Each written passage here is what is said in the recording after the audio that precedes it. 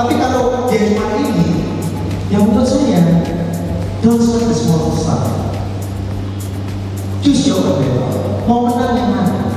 Karena anak-anak bisa tahu, aku udah diturutin mama papa ini, aku turutin yang ini. Tapi kalau semua dipaksakan, itu mana ada akan masuk ke yang ini, keluar ke yang mana? Ya, silakan. Terima kasih Pak. Jadi saya kebetulan kali ini moderatornya agak keren.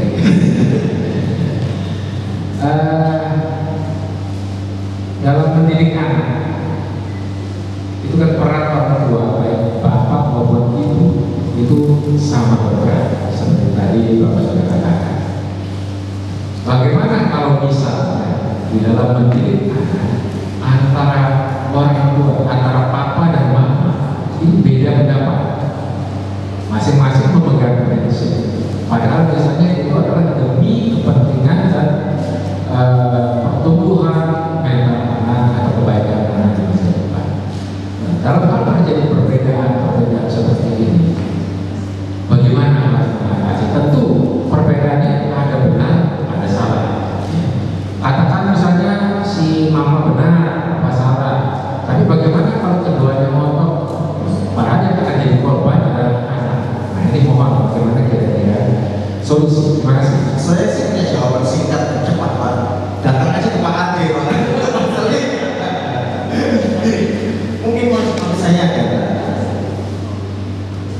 Kenapa saya menawari semua bicara kita dengan orang tua, dengan anak, value dan seterusnya. Jadi saya sih berdoa bahwa keduanya ini bisa berbicara demokrasi, terbuka dan jujur. Kita adalah masa lalu kita adalah masa lalu.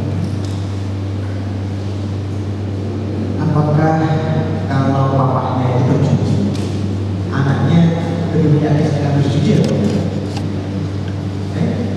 Iya, enggak. Kalau ayahnya pemabuk, anaknya kemungkinan besar mabuk atau enggak mabuk? Psikolog tidak punya jawabannya. Makanya kalau dia sama psikolog itu paling pintar.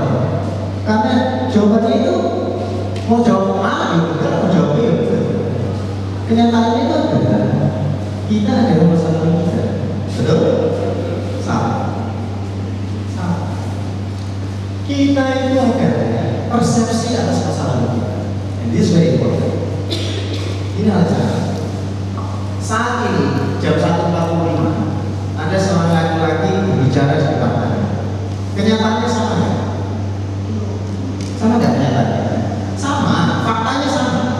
Anda melihat saya sedang berbicara, itu fakta. Itu fakta. Tapi apakah respon dari Anda itu sama? Ada yang menulis, ada yang mendengarkan, ada yang berbicara sama orang lain, ada yang nonton. Jangan. Kenyataan itu sebenarnya secara psikologi tidak pernah. Karena manusia tidak merespon berdasarkan kenyataan. Manusia itu merespon berdasarkan persepsi dia atas kenyataan itu. Jadi kalau ada antecedent sebuah kejadian pendahuluan dan kemudian ada C consequences, maka pasti tengahnya ada yang namanya B, A, B, C. Antecedent kejadian yang mendahului tidak serta-merta menghasilkan konsekuensi. Kita aja yang melihatnya secara pintas, tapi setiap kita punya yang namanya B, belief inilah yang menentukan respon kita. Anda yang mengatakan saya merasa oh cocok ini berguna buat saya. Anda yang berbicara pada orang lain berpikir bahwa kayaknya nggak cocok. Anda yang menulis ini harus saya ingat. Jadi belief ini yang sangat penting.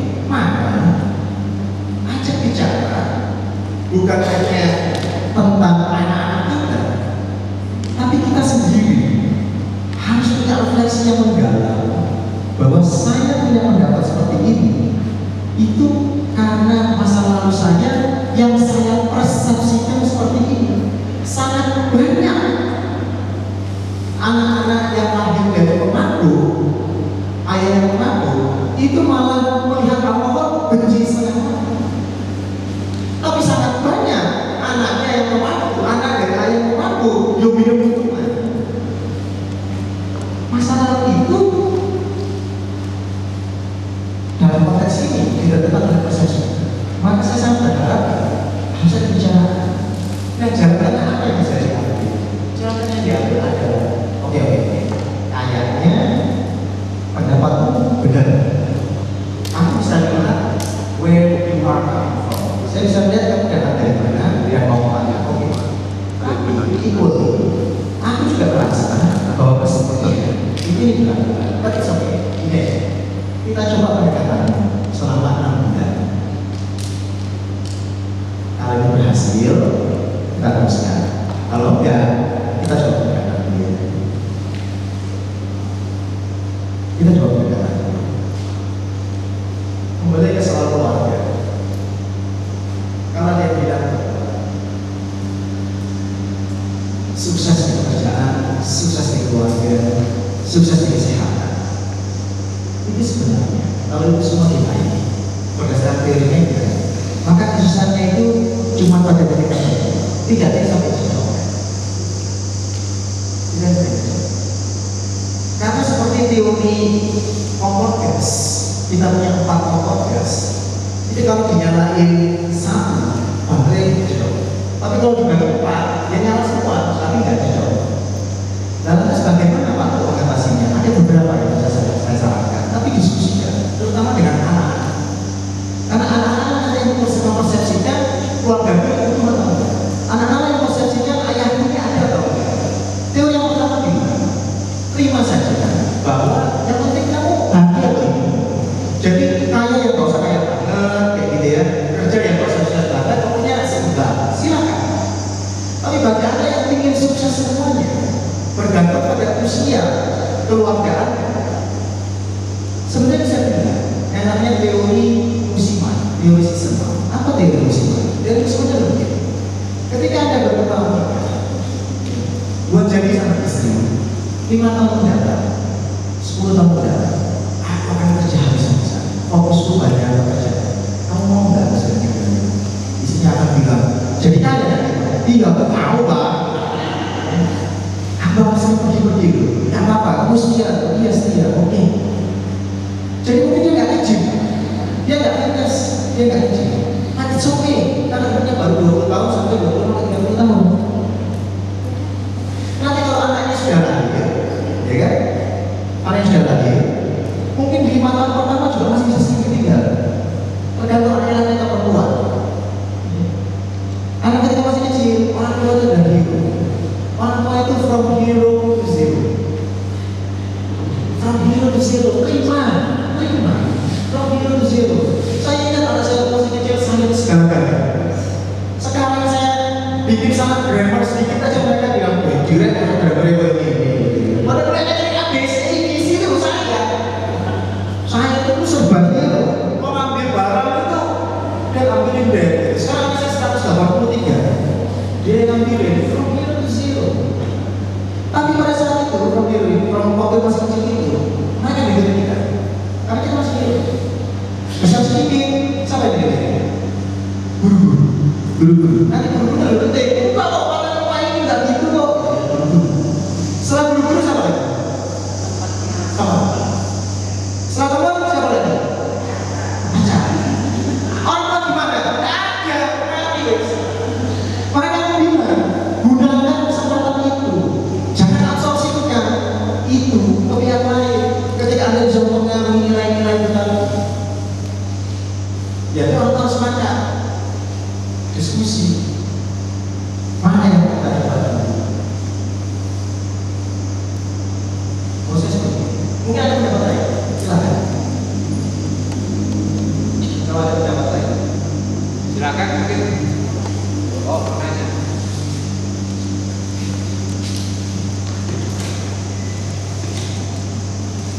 Kalau nggak ada pendapat lagi, saya mau nanya sih, bukan mau ya. Mungkin ini sesi konsul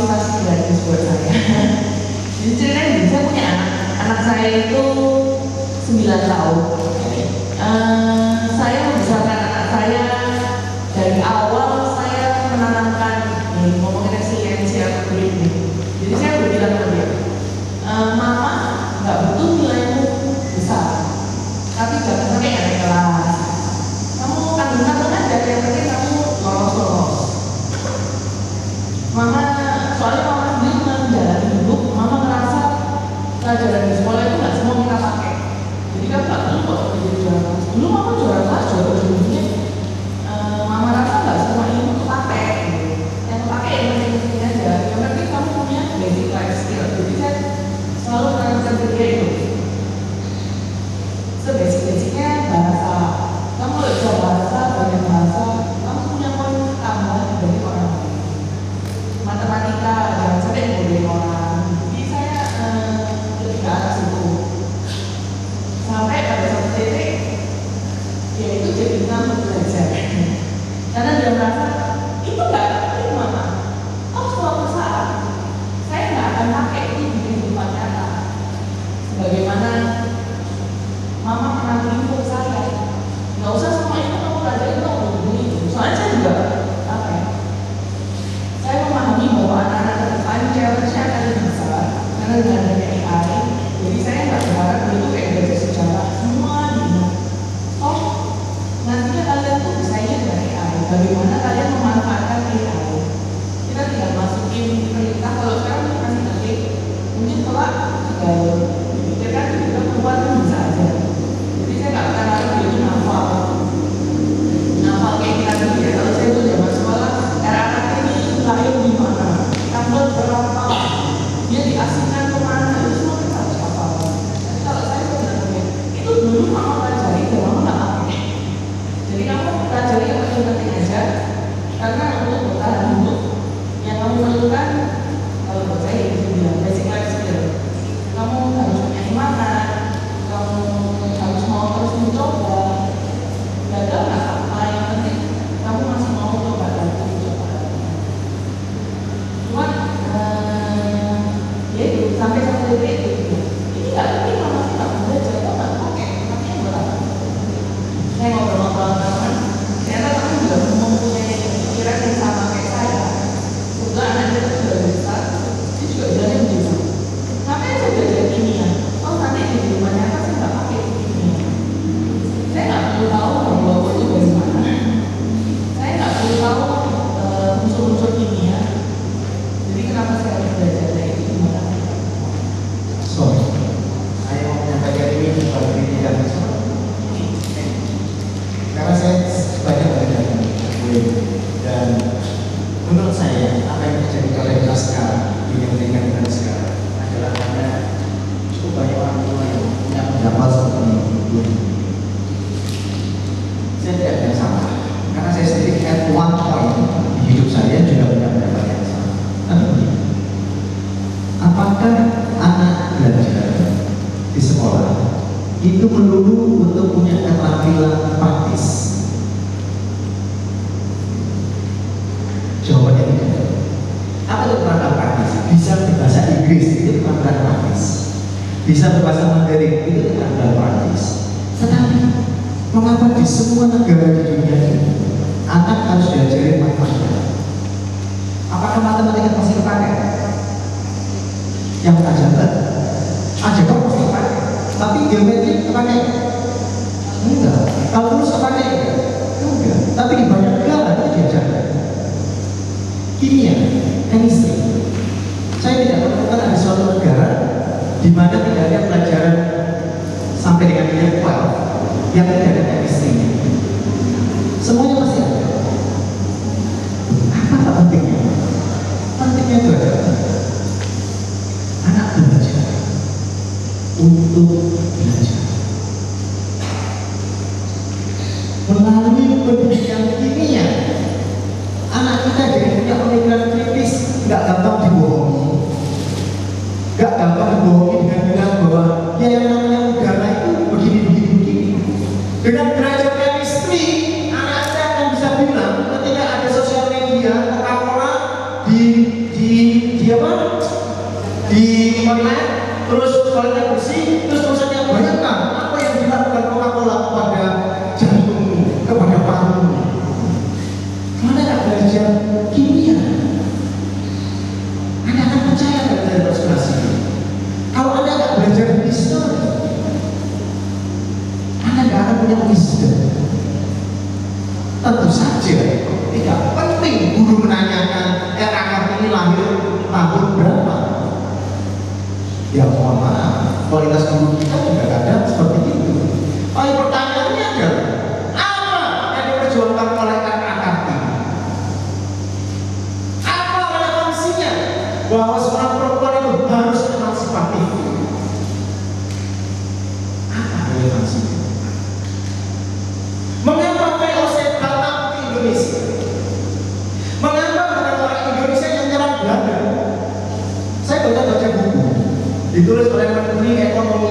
misalnya dididik di UK, dididik di Australia, mengajar di UK, bukunya Talking About Economics to My Daughter, bicara tentang ekonomi untuk anak saya. Saya baca, antusias sekali saya baca. Saya kira kata saya gitu. Dia bilang, pelajaran ekonomi, jangan saya ekonomi ya, pelajaran ekonomi banyak gagalnya. Kenapa?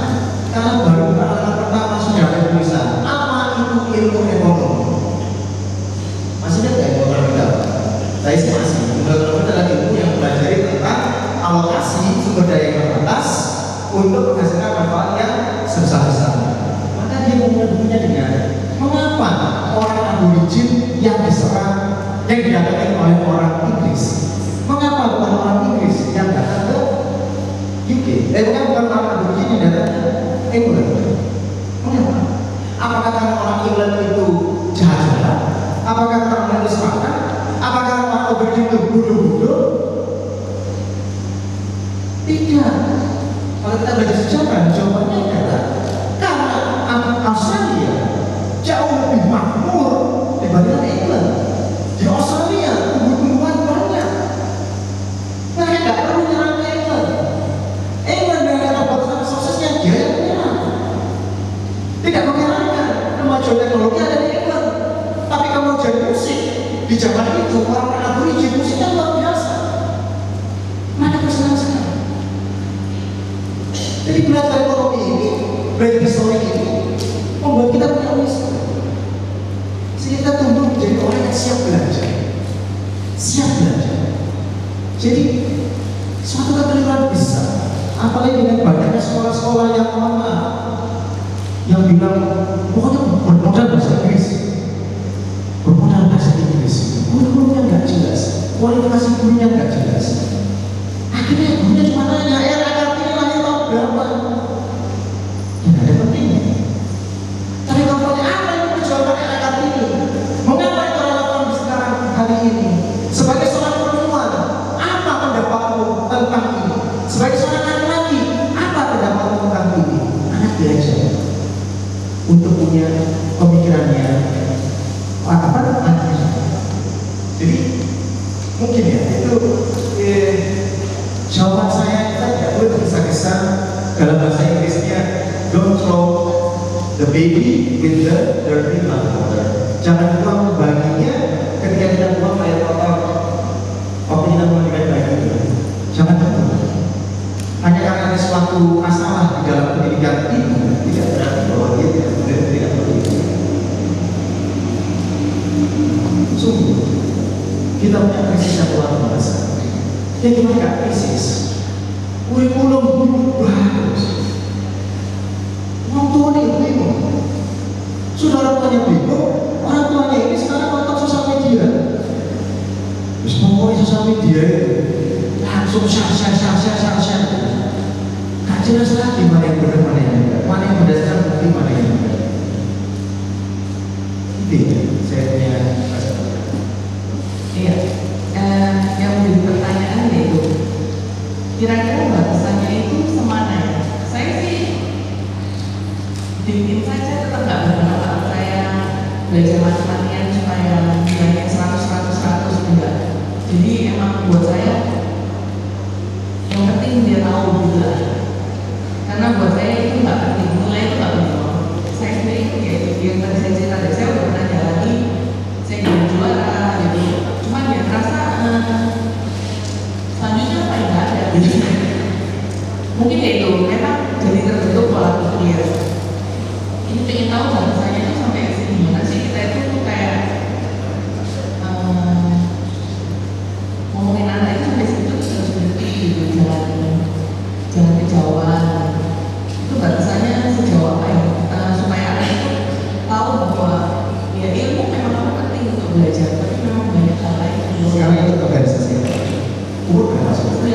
9 tahun. Ada ikut kegiatan apa? Anak saya dijual itu pelajaran. Terus dua sih selek sama Katakan apa kalau itu pertanyaan? dia sih mengeluh capek, cuman kalau saya berhenti nggak mau. Kalau beliau tidak mau, ibu merasa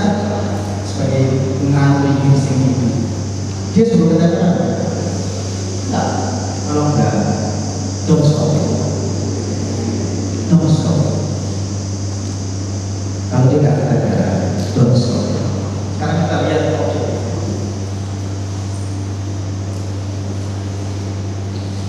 24 jam sehari. Dia bangun jam berapa? Setengah 7. Terus kemudian bangun, leyeh-leyeh, sarapan dan seterusnya berapa? Masih jam sekolah. Berarti nggak ada kita tinggi mandi dia segala macam. Jam 7 berarti 30 menit ya. 30 menit ya. Oke. Terus kemudian di sekolah berapa jam? Dari jam berapa? Dari jam masuknya setengah 8. Sorry, berarti perjalanan 1 jam? Enggak, perjalanan cuma 15 menit. 15 menit. Oke, 15 menit. Ya kan nggak mungkin dipas-pasin. Berarti sampai pulang dari rumah jam berapa? 14.30. Kalau bantu saya, berarti berapa lama? Dari jam 7 sampai 7 jam. 7 jam. Sampai di rumah ngapain? Biasa makan. Makan berapa? Makan sehat tentunya kan? Ya. Jadi 14.30 nyampe rumah kurang lebih jam 15. Makan. Makannya setengah jam. Setengah jam. Terus habis ngapain? Biasanya leyeh-leyeh. Berapa lama? Setengah jam. 1 jam. Habis itu les. Habis itu les. Lesnya berapa lama? Ya, beda-beda. 1 sampai 2 jam. Tiap hari begitu. 1 sampai 2 jam. Sampai 2 jam. Ya, sampai 2 jam. 2 jam. Terus lalu ngapain?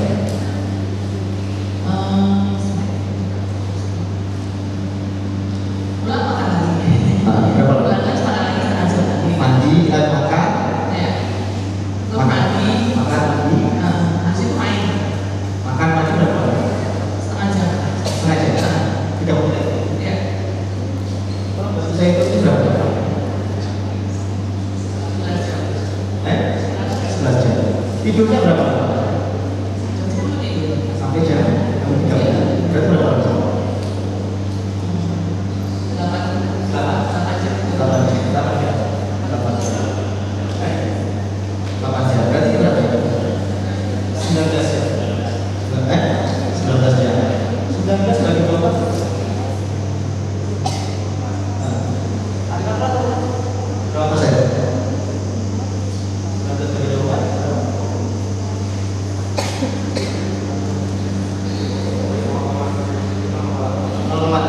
Jadi waktunya yang jelas terpakai itu 80%. Jelas terpakai. Berarti masih ada 20%. Sebagai seorang ibu, apakah ibu mempertanyakan, memasalahkan bahwa anak menggunakan 80% yang suatu sistem yang jelas, atau ini bagus, atau ini kurang, atau apa? Oke. Oke nggak ya? Buat saya oke sih sekarang.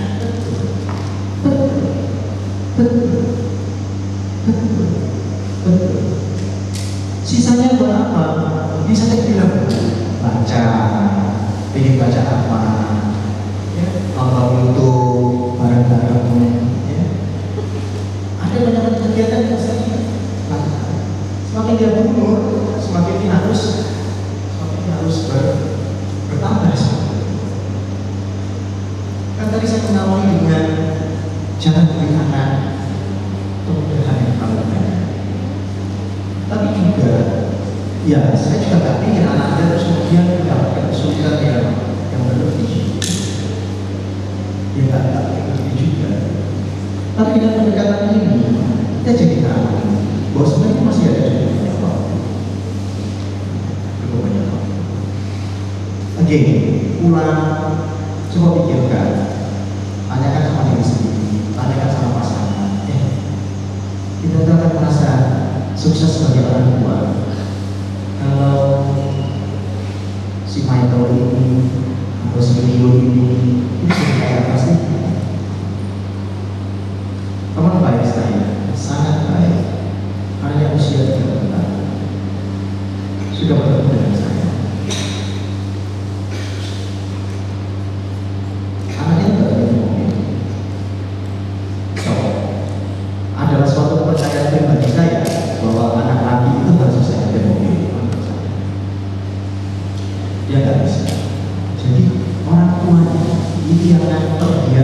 Pak Tuhan disuruh les, nggak mau.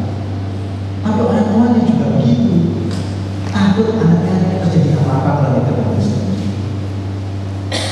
Barusan kita diantar, orang tuanya lagi di Malaysia, papanya minta mamanya nganter, mamanya bilang no way, kamu nggak mau belajar, kamu nggak mau nganter. Papa dan mamanya bayi umurnya beda jauh, si papanya yang sudah lebih umur sudah takut-takut, jangan itu bukan apa, istrinya masih takut, masih enggak, kamu nggak belajar mobil nggak dianterin, maju, tahu maju, ambil kunci, dia bilang kamu mau kita sendiri, ada nggak maju maju, umur 30 tahun. Saya sangat sepakat. Saya nggak pernah menuntut anak saya untuk sukses secara belajar. Pasti sudah ceritakan. Anak saya satu dari dua di Indonesia, tidak pernah masuk sekolah besar. Negara saya pertama, ini cerita. Beasiswa IP yang 4 terus. Dia cerita pada anak saya waktu dia asisten dosen. American History and American Politics. Padahal dia bukan orang Amerika saat ini.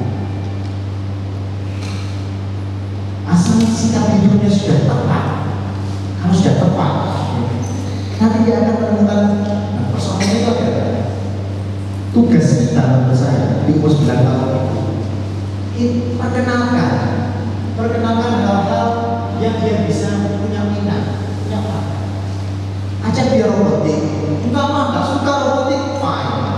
Ajak dia, tapi juga jangan harus sekali datang terus nggak tahu main, dia nggak boleh ya. Ada masa waktunya, 3 bulan, 3 bulan. Kalau dia memang nggak cocok, ya sudah. Kenalkan lagi yang lain, suka musik, kenalkan musik.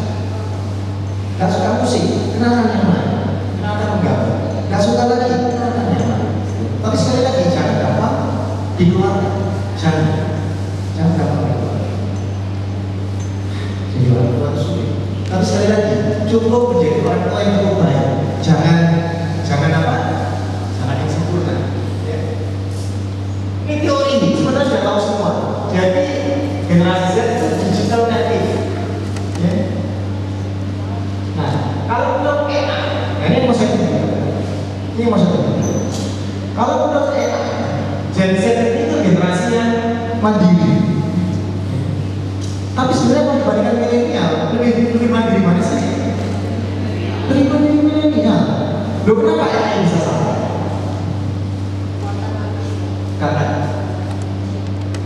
Karena AI berbasis pada data.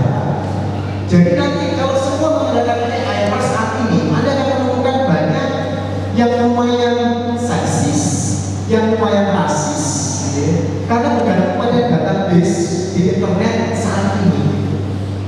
Jadi anak-anak kita juga rentan mendapatkan informasi yang dikira paling top, tapi ternyata enggak. Generasi alpha itu tumbuh di era AI, ya. Era AI.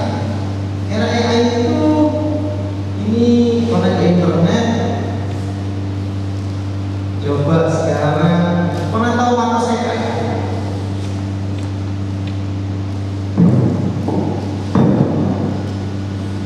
Kita cari soal matematika kelas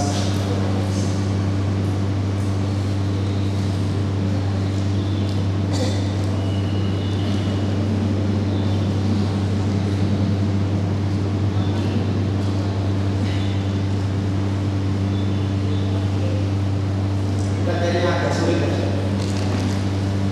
Coba ya.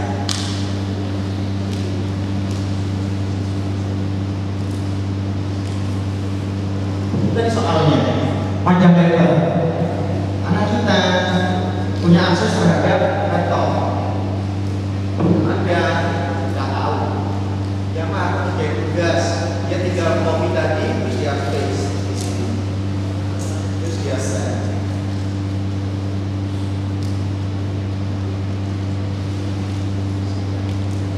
Ini jawaban.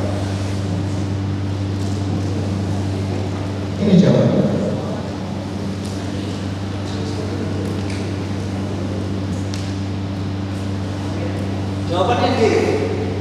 Jawabannya D. Maka pertama-tama perhatikan dulu kapasitas etalase. Bagaimana cara menghitungnya? Jadi pedagang ini hanya dapat menampung 30 box kan, tapi mesti lebih kecil, ya kan? Dan seterusnya. Ini mata saya.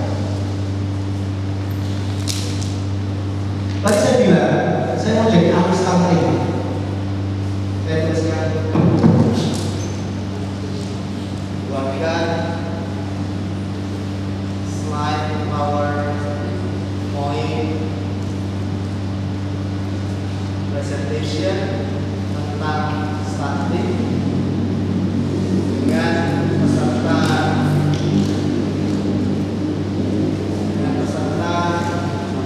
atau pendengar, para orang tua yang baru saja menikah. Presentasi ini berlangsung selama 1 jam. Ya. Dulu dosen kalau bikin PowerPoint persiapan lamanya setengah. Ini saya klik.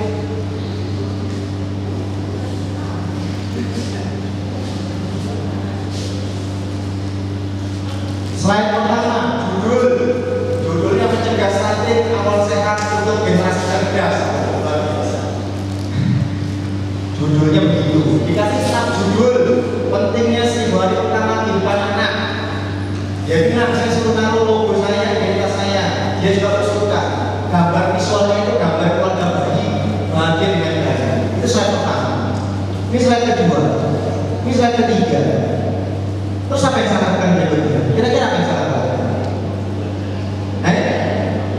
Copy paste. Tidak perlu. Anda lihat paling bawah. Apakah Anda ingin saya membuat slide ini langsung dalam format PowerPoint? Saya jawab, iya.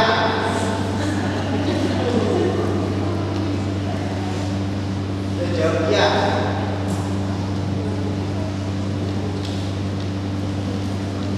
Bukan sulap, bukan slip.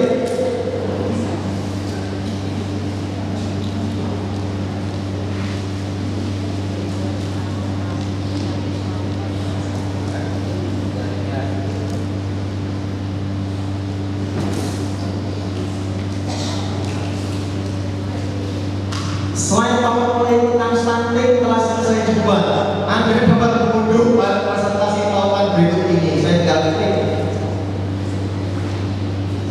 download mencegah stunting presentation. Saya tinggal nyalakan.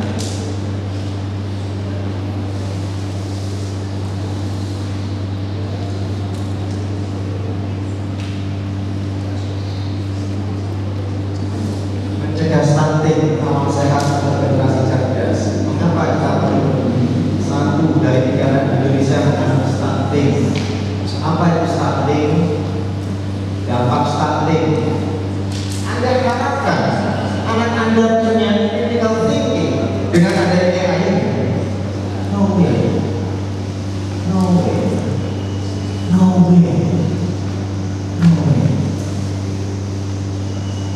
Berarti anak saya nggak perlu pakai ChatGPT. Harus pakai ChatGPT. Data anak nggak terus. Tapi menurut saya ada. Anda harus banyak paper. Tanggal 1 November, teman saya jam 11:30 malam telepon saya. Sorry, kamu ada alat tulis? Ini Gisel. Dia kenalan sama Taufo di Instagram. Gak tahu gimana ceritanya, bisa lihat fotonya.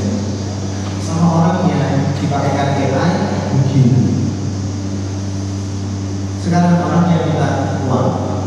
Kalau enggak, nggak usah diberikan. Nggak usah dituruti. Masalahnya sudah disebutkan. Ini, kamu bicara istri saya nggak juga. Bicara sama dia, terus pastikan itu foto kamu bukan. Aku sih ya, itu foto sebagai yang bukan, pasti bukan. Nantinya nggak ada orang. Jadi literasi digital itu sangat penting. Nah, bagaimana Anda bisa mengajarkan kalau Anda sendiri nggak melek, nggak tahu bukan teknologi. Justru saya SMP berikutnya hadirkan ahli-ahli bicara sama digital literasi, ya, digital literasi. Nanti setelah saya tunjukkan AI, wajah istri saya yang sudah cantik menjadi 10 kali lebih cantik lagi dari AI. Tapi sebelum itu sama adik,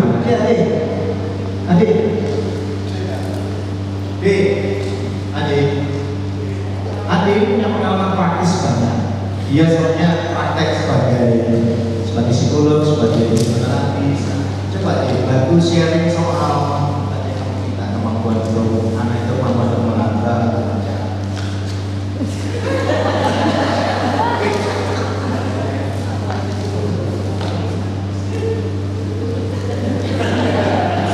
Maksudnya adik itu adalah setiap anak dan pengembangannya itu sesuai tahapan. Maka kalau ada kebetulan saya sudah punya cucu, jadi sekarang itu anak-anak saya berlangganan mainan. Jadi setiap bulan dikirimin mainan. Mainan itu berupa buku dan mainan. Nah, bergantung pada umurnya. Buku-buku itu ada yang meraba, tekstur, ada yang mencium.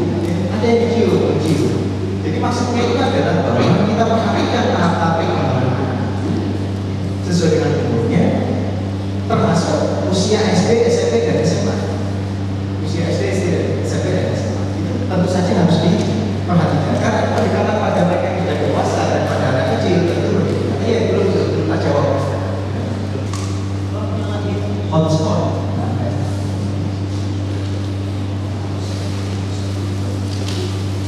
Bagaimana dampak tekanan mental media sosial dan dalam atasi?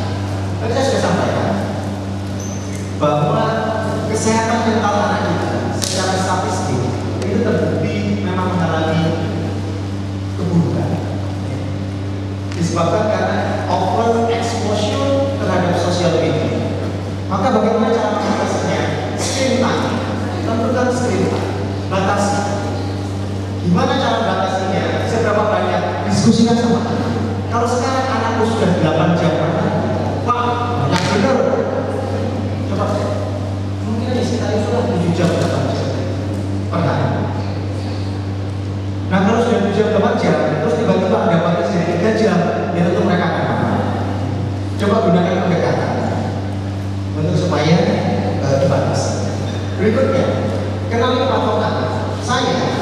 Kalau saya dan anak saya yang kedua dulu, TikTok nggak boleh. Kenapa TikTok nggak boleh? TikTok itu punya satu fitur yang tidak dimiliki oleh sosial media yang lain. Apa itu? TikTok punya satu fitur yang tidak dimiliki oleh sosial media yang lain. Apa itu? Kenapa? TikTok itu kalau nonton videonya itu autoplay. Hal yang sangat sederhana. Autoplay itu artinya begitu selesai tanpa perlu naikin atau nyampe dia muncul lagi. Dan dia berbasis algoritma. Jadi ketika Anda nonton akan diberikan algoritma yang kurang lebih sama. Makanya kita gampang viral. Dan Anda nggak tahu apa yang. Tapi kalau IG atau Twitter itu masih ada scroll atas atau ke samping atau watch ke kiri. Jadi ternyata berpengaruh banget. Dan di TikTok banyak banget yang aneh. Banyak banget yang aneh.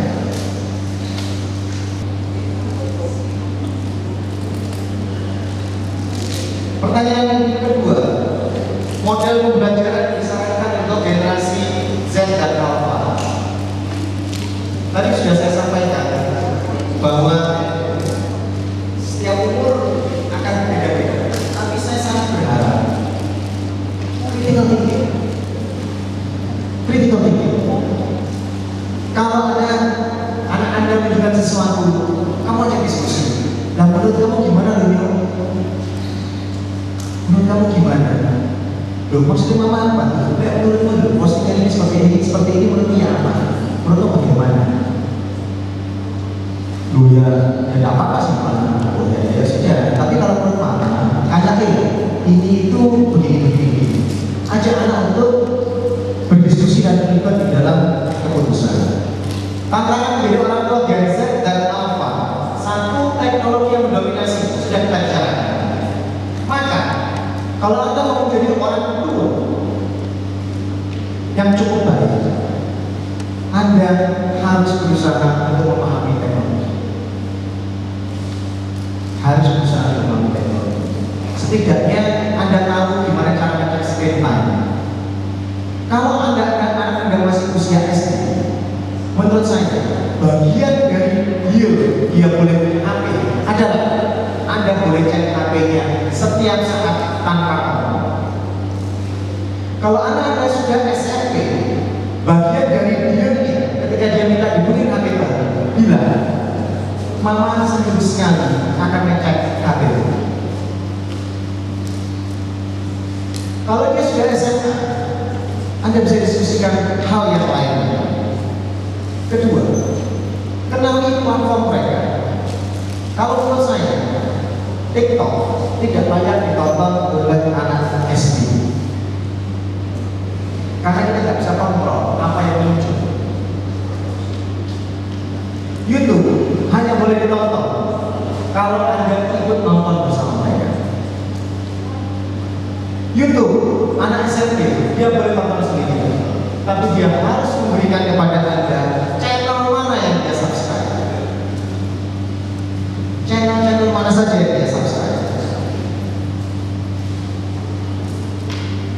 Kalau dia sudah SMA, Anda, papanya, kalau anaknya laki, mamanya, kalau anaknya perempuan, ajak bicara tentang online sex, tentang sexting. Sexting itu adalah chat berbau seks dari orang lain. Bicarakan secara terbuka teknik-teknik apa yang bisa digunakan. Banyak banget orang yang saya kenal dibohongi oleh scam, di mana dia punya profile picture itu seolah-olah laki-laki gagah dari Malaysia datang ke Indonesia, minta dikirimin uang gara-gara sudah sampai Juanda, ternyata paspornya bermasalah, imigrasinya minta sogokan. Kalau kamu minta berapa? Ini orang yang minta $500, $7,5 juta. Dia transfer, karena kan sudah janjian kalau dia transfer. Muncul nggak? Nggak muncul. Nggak muncul. Hanya saja biarkan anak Anda mengalami kesalahan-kesalahan, asal nggak gede-gede banget. Contoh, anak saya kedua pernah bidik dulu 5 tahun yang lalu atau 4 tahun yang lalu untuk COVID itu ada Instagram bidding-biddingan apa lelang, lelang. Ternyata ada scam, dia melihat siapa yang menang orang lain, tapi dia lihat siapa dia yang bidding. Yang bidding itu dia kontak secara pribadi. Dia bilang kamu menang, bayar sekian, karena jadi sekian. Dikasih. Ternyata dia nggak pernah menang, tapi scammernya itu melihat riwayat posting siapa yang bikin, semuanya di direct message sama dia. Kita sendiri harus berubah dari teknologi. AI tadi bisa. Guru-guru sudah pakai aplikasi enggak untuk ngecek kerjaan caci? Ada sudah. Tinggal di-upload dan dilihat caci atau tidak.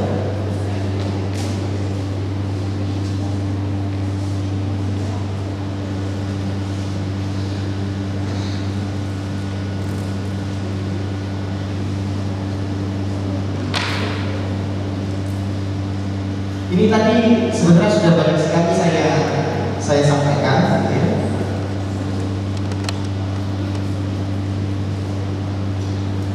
Nanti saya berikan file.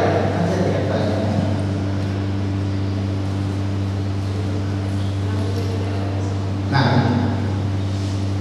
jadi ini slide saya terakhir, slide katanya soal, ya.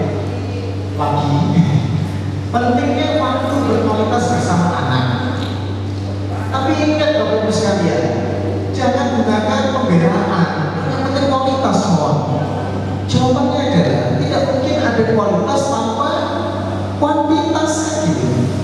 Harus ada quantity tertentu sampai kita bisa deliver those quality time. Yang kedua, mendengarkan aktif. Apa sih mendengarkan aktif? Istri saya itu sangat tahu kapan saya nggak dengerin dia. Yaitu ada ketika dia ngomong saya jawab oh iya, belum selesai ngomong oh iya, terus saya nggak dengerin. Dan saya berhenti mengakui. Tapi rasanya emang itu benar. Pokoknya saya ngomong bilang. Tapi sudah tahu biasa saya.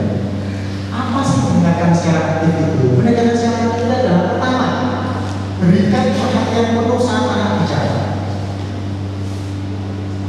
Susah nggak? Ya mungkin susah.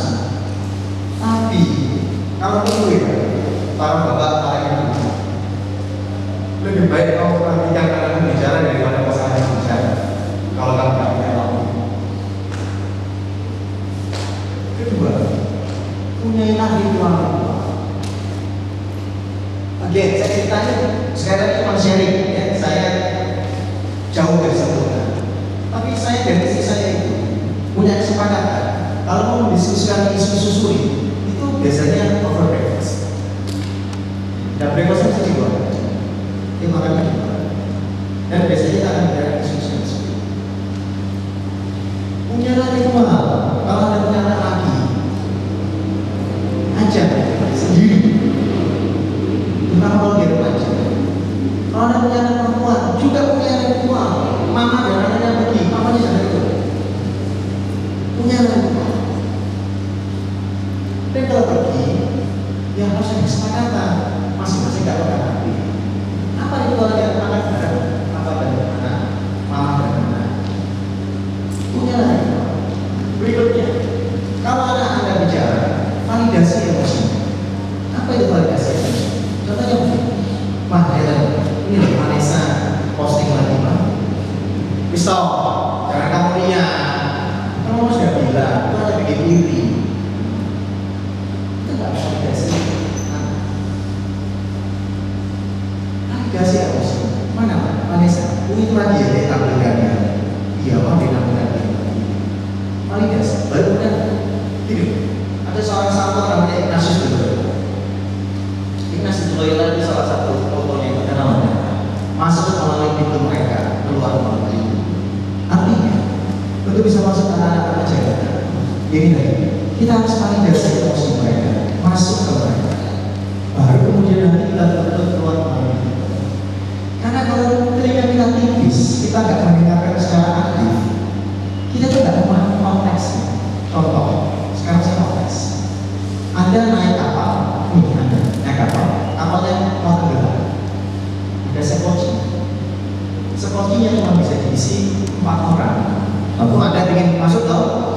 Kemudian ada ahli berenang, ada orang yang tentara, ada ahli berenang, ada tentara, ada ahli berenang, ada tentara, ada satu staf kru dari kapal tersebut yang ikut.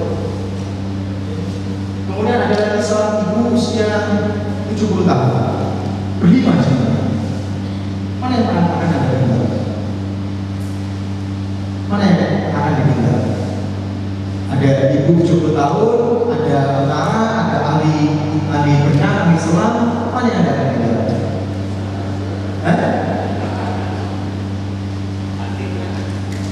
Yang ada ditinggal ahli berenang. Loh kenapa? Tapi kalau ada tenggelam enak, ada dia. Siapa yang akan ditinggal? Jawaban logis pasal di kepala Anda semua itu 70 tahun yang tinggal. Itu dia. Tapi kalau kemudian saya beri fakta yang lain, tapi ibu 70 tahun adalah ibumu. Jangan. Jadi Anda kalau sekalipun kita merasa sudah biasa punya, tapi hati-hati. Jangan-jangan ada sesuatu yang mau dia sampaikan, ada kenyataan lain di belakang itu. Maka mendengarkan itu berupa feedback. Sudah.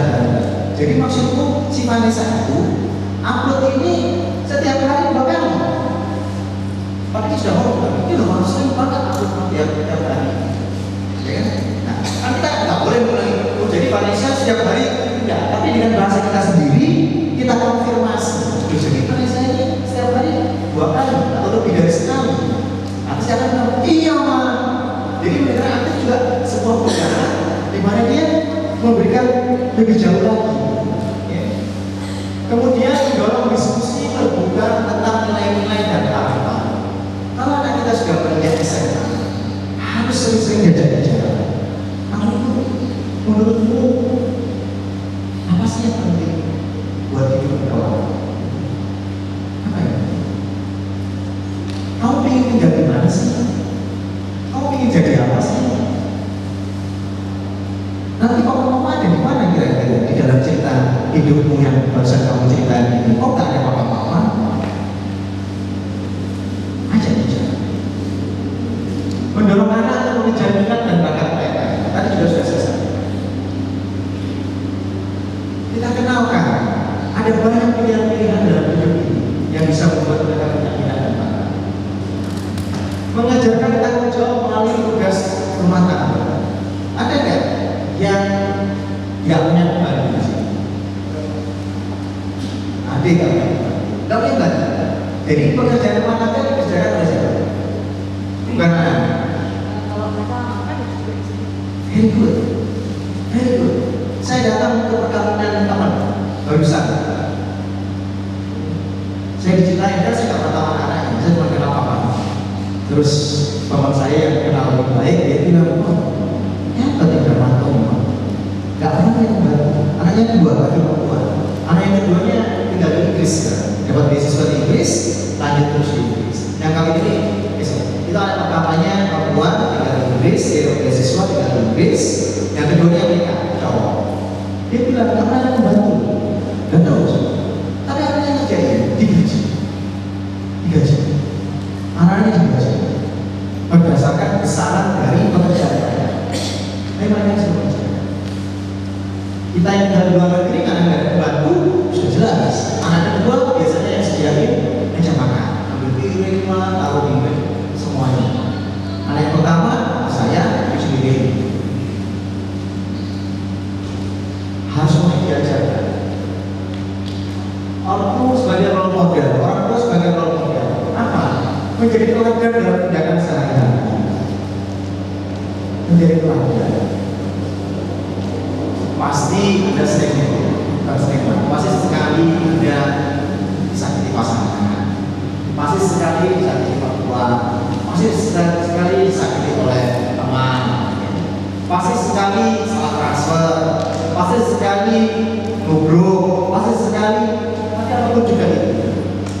Cobalah untuk meresponnya secara adekuat. Karena anak belajar dari situ. Cara Anda memperlakukan mertua Anda rasanya, atau cara Anda memperlakukan orang tua Anda rasanya, itu akan sangat menentukan cara mereka nanti memperlakukan. Tunjukkan cara mengelola emosi dengan baik. Diskusi tentang konsekuensi dari tindakan mereka. Ajak mereka untuk membuat keputusan. Nah, ini peran sekolah tadi sudah banyak kita bicarakan. Peran pemerintah juga tadi sudah kita bicarakan. Saya membayangkan pemerintah bikin keputusan yang lebih jelas seperti di Australia. Karena dampak dari penggunaan sosial media kita sudah tahu persis. Maka kalau kita sudah menerapkan merokok yang boleh di atas usia 21 tahun, minum alkohol di atas 21 tahun, nyetir atau negara bagian ada yang 16 tahun, ada yang 17, ada yang 18, di bawah itu semuanya. Nah, kalau sudah dilakukan, kita sebagai orang tua dan sekolah akan menjadi itu, akan menjadi itu. Saya itu yang mau saya sampaikan. Silakan kalau masih ada pertanyaan dan diskusi. Jangan stres wajahnya. Cukup menjadi orang yang cukup baik, jangan sempurna. Silakan. Saya mau nanya lagi. Ceritanya gini, anak saya yang 9 tahun ini, saya merasa dia di sekolah. Nggak tahu sudah bahasa trennya sekarang dulu di sekolah. Jadi anak saya ini cara mengungkapkan emosinya itu seringan nangis. Padahal dia sebenarnya cowok ya, di Indonesia cowok itu kayak haram hukumnya untuk menangis. Dia ujian waktunya nggak dulu dia nangis. Terus dia dapat nilai 80 juga pernah nangis. Dia ngerasa kok saya nggak bisa dapat 100, ya saya tuh dapat 100, kok saya nggak bisa dapat, nangis. Dan nangisnya itu di sekolah saat ini juga. Jadi begitu ada kejadian ya langsung dia meluapkan emosi nangis. Terus teman-teman manggil dia cry baby. Dan itu nggak satu teman. Jadi nyaris satu kelasnya itu manggil dia cry baby. Sampai waktu saya jemput pun dia lewat, itu juga masih dipanggil cry baby gitu. Saya pribadi saya nggak mau ikut campur urusan anak. Jadi kalau saya merasa ya kamu di ICC itu kamu harus solve the problem with your friend, gimana kamu juga. Dia cerita, ya saya validasi juga, saya bilang oh gitu. Terus awalnya gimana? Apa yang buat kamu sedih? Kenapa kamu jadi nangis? Terus dia cerita karena dia meluapkan emosinya dengan menangis, teman-temannya akhirnya menjadi kayak gini. Saya udah tahu juga sih. Meluapkan emosi itu baik, cuma caranya harus belajar yang benar. Menangis itu tidak menyelesaikan masalah pun. Kalau memang kamu merasa waktu nggak cukup, ya kamu harus atur waktunya. Gimana caranya? Bisa dulu mungkin yang gampang. Kalau nggak kira gimana? Jadi saya nggak minta dia ngomong gimana apa yang dia rasain. Saya ingin tahu sih seberapa saya memutuskan akhirnya bahwa saya harus masuk nih. Saya harus ngomong nih. Karena ada beberapa anak yang dalam tanda kutip anak saya itu kalau cerita saya detail. Jadi nama anaknya pun disebutkan. Dan ada nama anak-anak ini yang berulang kali melakukan hal itu. Yang menurut anak saya ini kok anak ini mulai ngeceng saya ya Maya. Kok dia terus-terusan cari gara-gara sama saya. Saya sih pernah ngomong juga ke anak saya, kamu kalau dibully ya, kamu kalau kece satu kali kamu diam, 2 kali kamu boleh diam, 3 kali kamu harus kerja. Kamu nggak boleh terus-terusan diam, karena menurut saya bullying itu terjadi kalau kita terima terus, akhirnya malah jadi. Jadi saya udah bilang, kalau kamu dipukul sekali kamu boleh diam, dipukul 2 kali kamu boleh diam, dipukul 3 kali kamu lawan balik. Biar kamu babak belum nggak apa-apa, yang penting kamu lawan. Karena nggak boleh menuntut mama kamu tuh dibunuh orang terus. Nah, pertanyaannya sampai sejauh mana saya itu jadi masuk untuk ngomong ke anak itu atau ke orang tuanya ngomong ini anakmu gini anak saya loh gitu. Saya ada beberapa komentar. Komentar saya yang pertama adalah kalau anak kita sakit, kita bawa kemana? Kalau anak kita sudah diceritakan, menurut saya nggak ada salahnya kalau disebutkan buat tersebut. Karena mungkin ada sesuatu yang si keluarga bisa nangkap yang lama. Dan setelah mengidentifikasi masalah, biasanya akan ada sudah keluar. Yang kedua, anaknya udah menangis itu ada beberapa kemungkinan. Yang pertama adalah bahwa dia merasakannya. Orang yang merasa gagal lepas dari gagal beneran atau tidak itu self-confidence. Seandainya memang benar self-confidence itu rendah, maka coba persenik kegiatan dan ujian atas hal yang dia sangat bisa, sangat bagus. Misalnya dia suka sebulan, ajak dia bisa dan nggak bisa ikut. Self-confidence yang akan membuat dia lebih tenang. Kemudian yang kedua, kalau dia gampang menangis, karena dia punya kebutuhan approval yang sangat dari orang yang dia cintai.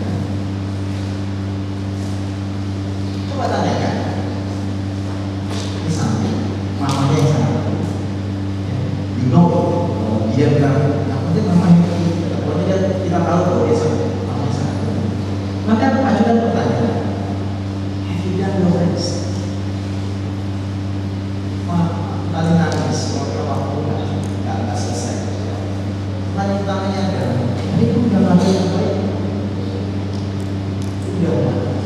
peluk dia dan bilang, that's okay.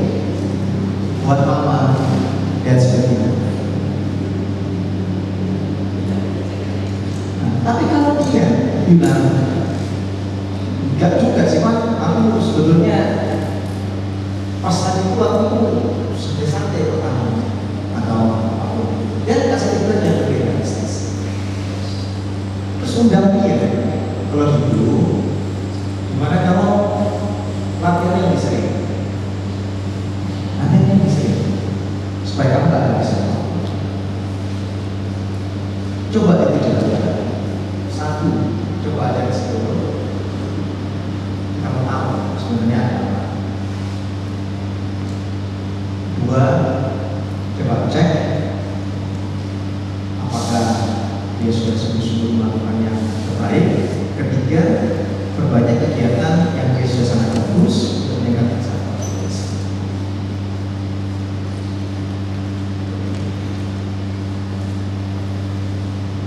Lagi mas? Ya, karena waktu mungkin diberi satu kesempatan lagi. Ada satu penanya. Oke, ini yang terakhir ya. Silakan. Saya orang tua tunggal. Anak saya jadi umur 13 tahun, artinya cewek umur 6 tahun. Itu makanya gimana saya harus jadi orang tua yang baik untuk anaknya. Kenyataan bahwa kamu berani bertanya menunjukkan ke saya kamu sudah orang tua yang sangat baik menurut saya. Sangat baik.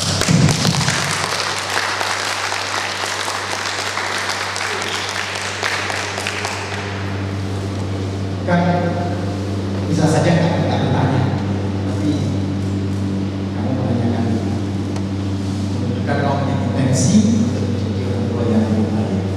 Dan itu sendiri menurut saya sudah mulai luar biasa. Ketiadaan ayah tidak serta-merta berarti harus ayah yang kandung. Tidak serta-merta. Jadi ketiadaan ayah tadi harus saya katakan ketiadaan peran ayah. Nah, kalau misalnya punya saudara cowok, adik, koko, kayak gitu, mungkin bisa sering-sering untuk menemani, untuk bawa ke latihan apa, praktek apa, seperti itu. Menurut saya, pertanyaan ini kan sebenarnya kamu sedang jadi pertanyaan. Tapi kamu tidak mau bilang bahwa aku punya keterbatasan sebagai seniman. Apa dia bisa? Jawabannya banyak bisa. Tapi saya yakin pasti telah bisa menjadi orang yang baik. Dan saya mengalami dengan bima.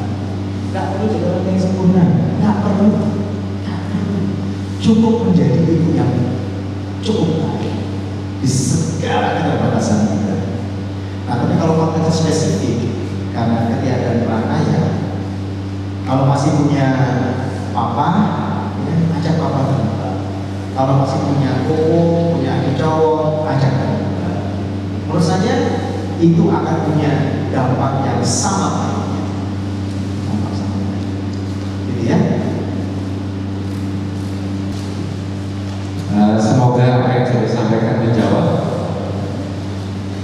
Jadi terima kasih Dr. Simon yang sudah memberikan segalanya buat kita, dan kita tinggal petik apa yang sudah disampaikan agar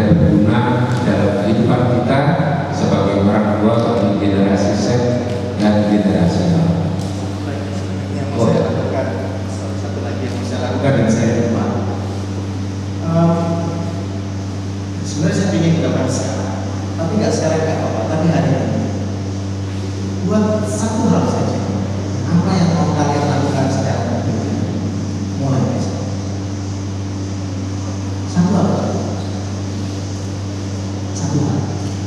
Karena kalau kita nggak lakukan, ini akan bilang apa yang sampaikan akan bilang. Tapi coba lakukan satu hal. Apa sih yang mau kita lakukan secara berbeda? Coba.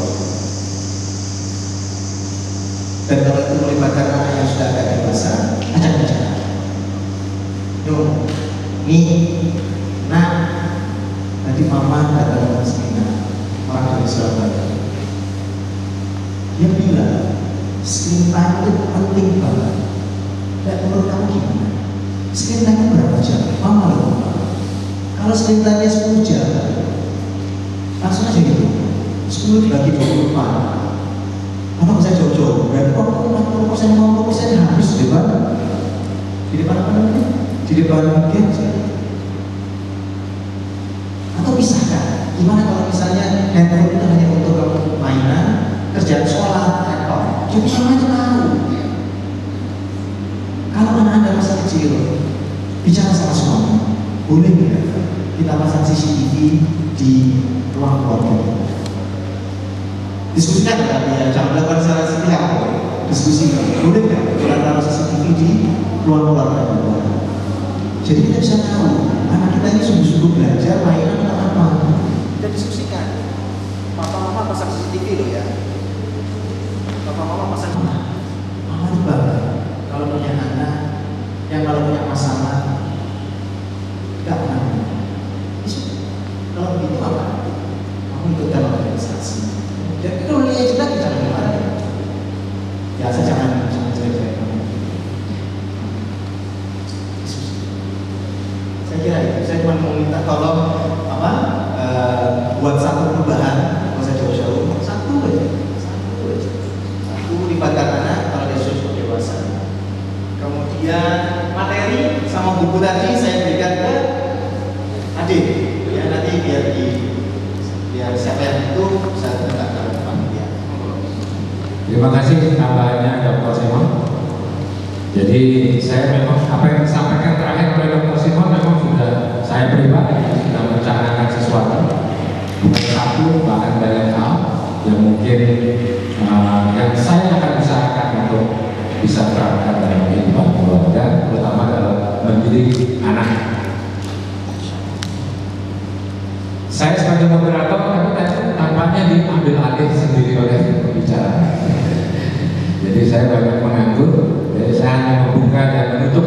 Dan sebagai satu kebiasaan, saya berusaha untuk mencatat atau memberikan highlight kepada beberapa hal yang disampaikan untuk mengingat kita kembali, terutama untuk yang mungkin tidak mencatat. Bahwa di dalam materi tadi sudah disampaikan pertama tentang bagaimana menjadi orang tua pada umumnya. Jadi kalau menjadi orang tua pada umumnya itu kita berbicara tentang keluarga. Bicara tentang keluarga berarti bicara tentang ikatan perkawinan. Kemudian pertanyaannya, untuk apa kita menikah atau kita kawin? Ya. Kita menikah adalah untuk memberi kebahagiaan, bukan untuk bahagia. Jadi ini berbeda antara kata sifat dan kata kerja. Jadi dalam hidup kawinan harus saling memaafkan, saling mengampuni, dan hidup penuh dengan paradoks. Tidak boleh ada rasa berkorban dalam perkawinan, tetapi pada saat perasaan berkorban di sana mulai ada hitung-hitungan dan akan muncul banyak persoalan. Kemudian terima kenyataan hidup bahwa hidup tidak adil. Memang kadang-kadang enak, kadang-kadang tidak enak. Kemudian apakah ayat kedua menjadi orang tua bagi anak Gen Z dan Gen Alpha? Hidup itu tidak mudah dan ini harus diajarkan kepada anak. Coba kita renungkan apakah kita terlalu banyak memberikan kemudahan pada anak, karena anak yang tidak pernah mengalami kesulitan akan gampang putus asa. Penelitian menunjukkan bahwa anak yang bermasalah sering karena ketidakhadiran ayahnya, sudah diulang-ulang juga. Dan kita bicara tentang pendidikan anak, ada dua pendekatan, yaitu dari Amichua, Tiger Mom, dan Ahimsa dari Mahatma Gandhi.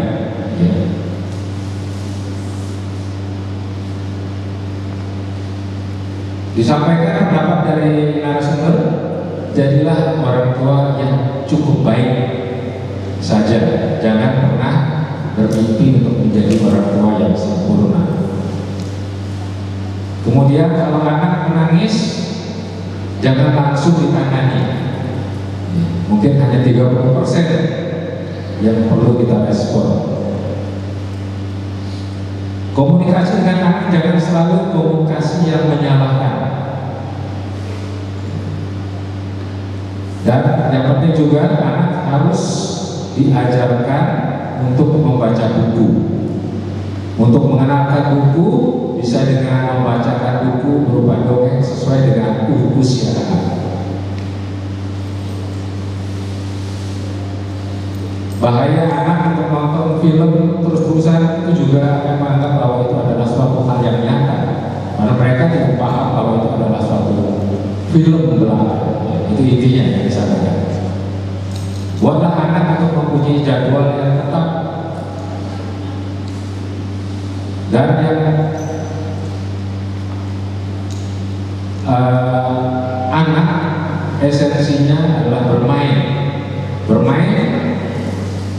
Jangan merampas kebebasan anak, terutama ketika anak usia SD. Jadi hal disampaikan juga tentang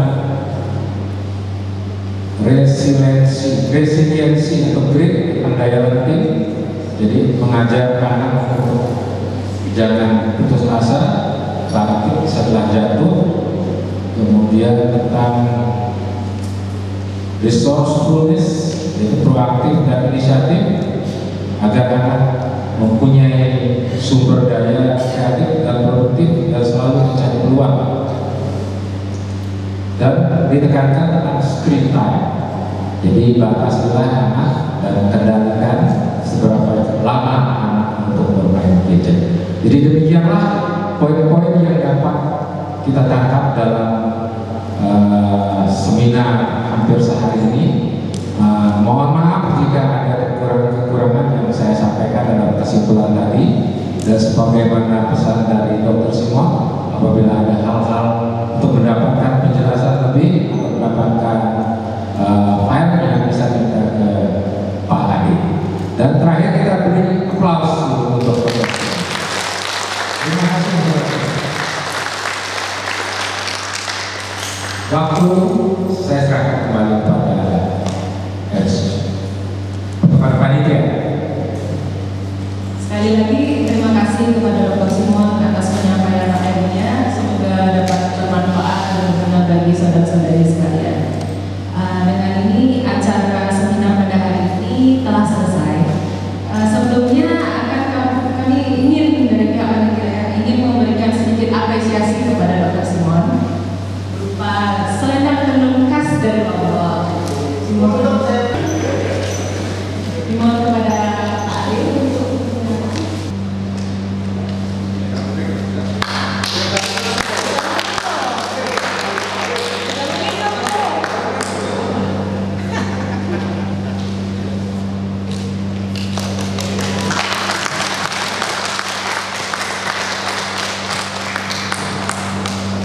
sebelum kita semua pulang, kami akan untuk bersama.